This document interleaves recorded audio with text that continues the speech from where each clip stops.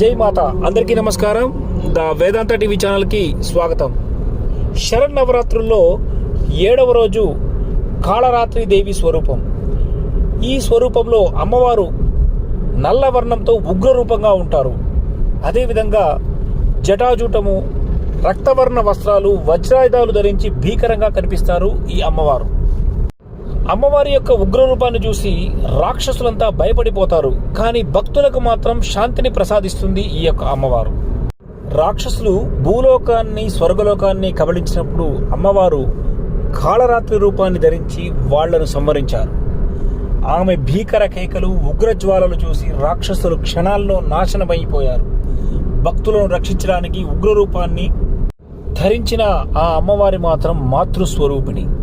అమ్మవారిని పూజిస్తే భయాలు, అడ్డంకులు తొలగిపోతాయి. అదేవిధంగా దుష్ట శక్తులు నశిస్తాయి. భక్తునికి ధైర్యం, జ్ఞానం కలుగుతుంది.